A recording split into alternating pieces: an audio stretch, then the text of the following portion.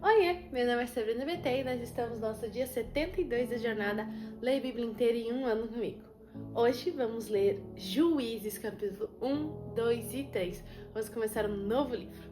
Se você não é inscrito, se inscreve aqui no canal, deixa seu like e compartilha com essa playlist com alguém que sempre diz que vai começar a ler a Bíblia, mas elas nunca começam. Então manda essa playlist pra ela e fala que ela pode começar hoje mesmo. Então, sem mais delongas, vamos ler os nossos capítulos do dia. Vamos começar mais um livro. Perceberam que até aqui a gente já terminou o Pentateuco, já leu Josué e agora a gente vai estar entrando em uma parte da história que é uma nova estação para Israel e vamos ver o tanto de coisa que nós temos para aprender com essas passagens. Então, vamos ler Juízes capítulo 1. Depois da morte de Josué, os filhos de Israel consultaram o Senhor, dizendo: Quem de nós será a primeira tribo a lutar contra os cananeus? O Senhor respondeu: A tribo de Judá será a primeira. Eis que entreguei a terra nas mãos desta tribo. Então, os filhos de Judá disseram aos seus irmãos da tribo de Simeão: Venham conosco à herança que nos caiu por sorteio, e lutemos contra os cananeus. Depois também nós iremos com vocês à herança que lhes caiu por sorteio. E os filhos de Simeão foram com eles. Os filhos de Judá atacaram e o Senhor lhes entregou nas mãos os cananeus e os ferezeus. E em Bezeque mataram 10.000 homens. Em Bezeque encontraram Adoni-Bezeque e lutaram contra ele e derrotaram os cananeus e os ferezeus. Adoni-Bezeque fugiu, mas eles os perseguiram e, prendendo-o, lhe cortaram os polegares das mãos e dos pés. Então Adoni-Bezeque disse: 70 reis, a quem havia sido cortado os polegares das mãos e dos pés, apanhavam migalhas debaixo da minha mesa. Assim como eu fiz, assim Deus me retribuiu. E o levaram a Jerusalém, onde morreu. Os filhos de Judá atacaram a Jerusalém e, tomando-a, mataram os seus moradores e puseram fogo na cidade. Depois, os filhos de Judá foram lutar contra os cananeus que habitavam nas montanhas do Negueb e na Cefelá. Também atacaram os cananeus que moravam em Hebrom, cujo nome antes era Kiriat Arbã, e derrotaram Sesai, Aimã e Talmai. Dali os filhos de Judá marcharam contra os moradores de Debir, que antes era chamada de Kiriat Sefer. Então Caleb disse: Darei a minha filha Axa por mulher do homem que atacar e conquistar Kiriat Sefer. Quem conquistou a cidade foi Otiniel, filho de Kenaz, irmão de Caleb, mais novo do que ele, e Caleb lhe deu a sua filha, Axa, por mulher. Esta, quando foi morar com Otiniel, insistiu com ele para que pedisse um campo ao pai dela. Quando ela desceu do jumento, Caleb lhe perguntou: O que é que você quer? Ela respondeu: Quero que me dê um presente. Já que o Senhor me deu uma terra seca, me dê também algumas fontes de água. Então Caleb lhe deu as fontes superiores e as fontes inferiores. Os filhos de Queneu, sogro de Moisés, saíram da cidade das palmeiras com os filhos de Judá e foram ao deserto de Judá, que está no sul de Arade. Foram e habitaram com o seu povo. Os filhos de Judá foram com os seus irmãos da tribo de Simeão e atacaram os cananeus que moravam em Zefate e destruíram totalmente a cidade. Por isso foi chamada de Ormá. Também conquistaram Gaza, Asquelon e Ecrom com seus respectivos territórios. O Senhor esteve com os filhos de Judá, e estes ocuparam a região das montanhas, porém não expulsaram os moradores do vale, porque esses tinham carros de ferro. E como Moisés havia permitido, deram Hebrom a Caleb, e este expulsou dali os 3 filhos de Anak. Porém, os filhos de Benjamim não expulsaram os jebuseus que moravam em Jerusalém. Assim, os jebuseus vivem com os filhos de Benjamim em Jerusalém até o dia de hoje. A casa de José atacou Betel, e o Senhor estava com eles. A casa de José enviou homens a espiar Betel, que antes se chamava Luz. Os espias viram um homem que saía da cidade e lhe disseram: Mostre-nos a entrada da cidade, e teremos misericórdia de você. O homem mostrou a entrada da cidade, e eles mataram os moradores ao fio da espada, mas deixaram ir aquele homem e toda a sua família. Então ele foi para a terra dos heteus, edificou uma cidade e lhe deu o nome de Luz. E este é o seu nome até o dia de hoje. A tribo de Manassés não expulsou os moradores de Bet-Sean, nem os de Tanak, nem os de Dor, nem os de Ibilão, nem os de Magido, todas com as suas respectivas aldeias. Os cananeus continuaram a viver naquela terra. Quando, porém, Israel se tornou mais forte, sujeitou os cananeus a trabalhos forçados, mas não os expulsou de todo. A tribo de Efraim não expulsou os cananeus moradores de Gezer. Assim continuaram a viver com eles em Gezer. A tribo de Zebulon não expulsou os moradores de Quitron, nem os de Naalon. Os cananeus continuaram com eles, sujeitos a trabalhos forçados. A tribo de Azer não expulsou os moradores de Acor, nem os de Sidom, os de Elabe, os de Aquizib, os de Elba, os de Afeca e os de Reob. Os asseritas continuaram no meio dos cananeus que moravam na terra, porque não os expulsaram. A tribo de Naphtali não expulsou os moradores de Bet-Semes, nem os de Bet-Anat, mas continuou no meio dos cananeus que moravam na terra. No entanto, os moradores de Bet-Semes e Bet-Anat ficaram sujeitos a trabalhos forçados. Os amorreus levaram os filhos de Dan a se retirar para as montanhas e não os deixavam descer ao vale. Os amorreus conseguiram permanecer nas montanhas de Eres, em Aijalon e em Salabim. No entanto, a mão da casa de José prevaleceu, e os amorreus foram sujeitos a trabalhos forçados. O território dos amorreus ia desde a subida de Acrabim e desde Selá para cima. Agora capítulo 2. O anjo do Senhor foi de Gilgal a Boquim e disse: Eu tirei vocês do Egito e os trouxe à terra que sobre juramento havia prometido aos seus pais. Eu disse: Nunca invalidarei a minha aliança com vocês. Quanto a vocês, não façam nenhuma aliança com os moradores desta terra. Pelo contrário, derrubem os seus altares. No entanto, vocês não obedeceram à minha voz. O que é isso que vocês fizeram? Por isso também eu disse: Não expulsarei estes povos da presença de vocês. Pelo contrário, eles serão seus adversários e os seus deuses. E os deuses deles serão uma armadilha para vocês. Quando o anjo do Senhor acabou de falar essas palavras a todos os filhos de Israel, o povo levantou a sua voz e chorou. Por isso, aquele lugar foi chamado de Boquim, e ali ofereceram sacrifícios ao Senhor. Depois que Josué despediu o povo, os filhos de Israel se foram, cada um a sua herança, para possuírem a terra. O povo serviu o Senhor todos os dias de Josué e todos os dias dos anciãos que ainda sobreviveram por muito tempo depois de Josué e que viram todas as grandes obras que o Senhor tinha feito por Israel. Josué, filho de Num, servo do Senhor, morreu com a idade de 110 anos. Foi sepultado em sua própria herança, em Timnat-Heres, na região montanhosa de Efraim, ao norte do Monte Gaás. Toda aquela geração também morreu e foi reunida aos seus pais. E depois dela se levantou uma nova geração que não conhecia o Senhor, nem as obras que ele havia feito por Israel. Então os filhos de Israel fizeram o que era mal aos olhos do Senhor, serviram aos Baalins, deixaram o Senhor, Deus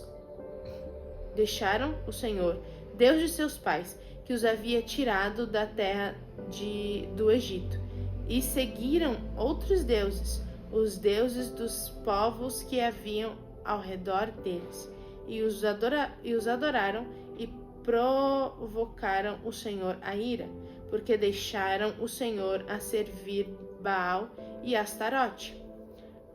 A ira do Senhor se acendeu contra Israel, e ele as entregou nas mãos de ladrões que os despojavam do que possuíam. Ele as entregou nas mãos dos seus inimigos ao redor, e não puderam mais resistir a eles, porque onde quer que fossem, a mão do Senhor estava contra eles para o seu mal, como o Senhor lhes tinha dito e como lhes havia jurado, e estava em grande aperto. Então o Senhor suscitou juízes que os livraram das mãos dos que atacavam e roubavam. Mas eles não obedeceram aos seus juízes. Pelo contrário, se prostituíram com outros deuses e os adoraram. Depressa se desviaram do caminho por onde andavam seus pais na obediência aos mandamentos do Senhor, e não fizeram como eles.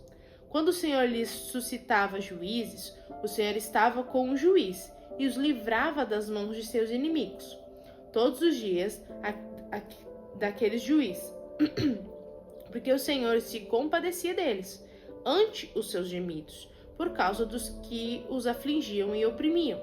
Mas quando o juiz morria, eles voltavam a viver como antes e se tornavam piores do que os seus pais, seguindo outros deuses, servindo e adorando-os. Não abandonavam nenhuma das suas práticas, nem a sua obstinação.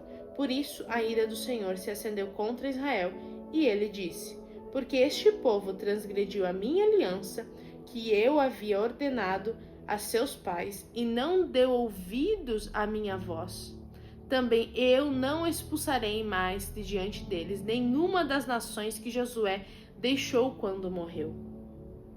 Por meio delas vou pôr Israel à prova, para ver se o povo guardará ou não o caminho do Senhor, como seus pais o guardaram. Assim o Senhor deixou que aquelas nações ficassem e não as expulsou logo, nem as entregou nas mãos de Josué. Isso tudo por consequência de que o povo não fez o que o Senhor tinha mandado lá na frente, que era eliminar o povo que estava ali. Eles começaram a abrir concessões e deixar o povo viver, porque, como a gente viu ali, leu que alguns tinham carros de ferro, então eles olhavam e pensavam, mas talvez seja interessante deixar isso aqui, talvez seja interessante ter esse pessoal, porque daí a gente consegue ter isso que eles têm. Então é dentro daquela questão de eu vou fazer o que Deus me mandou se me convém. Como deixar o povo viver? Convinha, por conta do que eles tinham, o povo abria mão de obedecer a Deus. E isso é uma coisa muito perigosa, porque se a gente abre a mão de obedecer a Deus só quando convém, a gente começa a provar de coisas que na verdade não são as bênçãos de Deus, mas as consequências da nossa desobediência. Então, isso aqui é uma coisa bem importante que a gente vai aprender durante a leitura de Juízes. Isso fica bem claro aqui, né? Agora vamos ler o último capítulo, capítulo 3. São essas as nações que o Senhor deixou ficar para, por meio delas, pôr Israel à prova, isto é, para provar todos os israelitas que não sabiam de todas as guerras de Canaã. Ele fez isso tão somente para que as gerações dos filhos de Israel conhecessem a guerra, para lhes ensinar a guerra pelo menos as gerações que anteriormente não sabiam disso. Os que ficaram foram 5 governantes dos filisteus, todos os cananeus, sidônios e heveus que habitavam as montanhas do Líbano, desde o monte de Baal-Hermon até a entrada de Amate. Essas ficaram para, por meio deles, o Senhor pôr Israel à prova, para saber se dariam ouvidos aos mandamentos que havia ordenado a seus pais por meio de Moisés. Assim, os filhos de Israel moravam no meio dos cananeus, dos heteus, dos amorreus, dos ferezeus, dos heveus e dos jebuseus. Tomaram as suas filhas para si por mulheres e deram as suas próprias aos filhos deles e rendiam culto aos seus deuses. Os filhos de Israel fizeram o que era mal aos olhos do Senhor e se esqueceram do Senhor, seu Deus, e renderam culto aos Baalins e aos postes da deusa Zerá. Então a ira do Senhor se acendeu contra Israel, e ele os entregou nas mãos dos Cusa-Risataim, rei da Mesopotâmia, e os filhos de Israel serviram Cusa-Risataim. Durante 8 anos, os filhos de Israel clamaram ao Senhor, e o Senhor lhes suscitou um libertador, que os libertou, Otiniel, filho de Kenaz, que era irmão de Caleb e mais novo do que ele. O Espírito do Senhor veio sobre ele, e ele se tornou juiz de Israel. Foi para a guerra, e o Senhor lhe entregou nas mãos Cusã-Risataim, rei da Mesopotâmia, contra o qual ele prevaleceu. Então a terra ficou em paz durante 40 anos. Otiniel, filho de Kenaz, morreu. Os filhos de Israel tornaram a fazer o que era mal aos olhos do Senhor. Por isso, o Senhor deu poder a Eglon, rei dos Moabitas, contra Israel, porque fizeram o que era mal aos olhos do Senhor. Eglon se juntou com os filhos de Amon e os Amalequitas, foi e derrotou Israel, e eles se apoderaram da cidade das palmeiras. E os filhos de Israel serviram Eglon, rei dos Moabitas, durante 18 anos. E então os filhos de Israel clamaram ao Senhor, e o Senhor lhes suscitou um libertador. Eude, homem canhoto, filho de Gerá, benjamita, por meio dele, os filhos de Israel enviaram tributo a Eglon, rei dos Moabitas. Eude fez para si um punhal de 2 gumes, do comprimento de quase meio metro, e cingiu-o debaixo de sua roupa, do lado direito.